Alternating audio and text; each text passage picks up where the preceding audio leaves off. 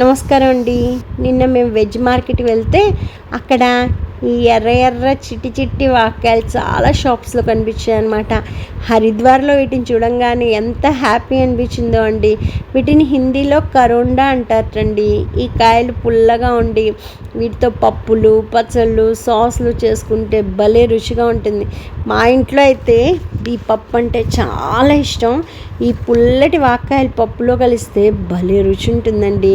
దానికే దీని లోపల గింజలు మాత్రం తీసేయాలన్నమాట. అవి కొంచెం వగరుగా ఉంటాయి. పూర్వకాలంలో అయితే ప్రతి ఇంట్లో వర్షాకాలం వస్తే ఈ పప్పు చేసుకునేవారండి.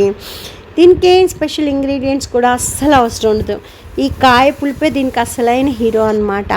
ఈ వాక్కాయ పప్పు ఎంత ఈజీనో చేయడం అండి. ముందుగా ఏదైనా పప్పు తీసుకుని ఈ కందిపప్పు కానీ మీకు ఏదైనా నచ్చిన పప్పు కుక్కర్లో నీళ్ళు పోసి పెట్టి దానిపైన మూత మీద ఈ వాక్కాయ ముక్కలు కడిగి పెట్టేసి 3 విజిల్స్ రానిచ్చేసి చక్కగా ఉడికిచ్చేసాకండి పోపులో ఆవాలు, జీలకర్ర, ఎండుమిర్చి, మినపప్పు, ఇంగువ, అలాగే పచ్చిమిరపకాయలు, కరివేపాకు ఇవన్నీ వేసి చక్కటి పోపు పెట్టి ఈ పోపులో ఈ ఉడికిచ్చిన ముక్కలు, ఉప్పు, కారం, పసుపు, అలాగే ఉడికిచ్చిన పప్పు కూడా వేసేసి సన్నటి సెగ మీద ఉడికిచ్చామనుకోండి ఇంకా ఇల్లంతా గుమగుమలాడిపోతూ అస్సలు భలే ఆకలేసేస్తుందండి.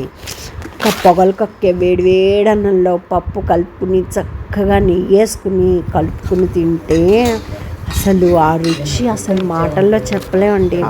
దీంతో పాటు ఊరుమిరపకాయలు కానీ చక్కగా వేయించిన అప్పడాలు కానీ పెట్టుకుంటే ఇంకా అసలు అమోఘం. అసలు పుల్లటి రుచి, పప్పు కమ్మదనం, తిరగమూత సువాసన ఇవన్నీ కలిసే ప్రతి ముద్దకి ఒక స్పెషల్ టేస్ట్ వస్తుందండి. మీ ఇంట్లో అందరూ కూడా అడుగుతారు ఇదేం పప్పు చాలా బాగుంది అని అడుగుతారనమాట.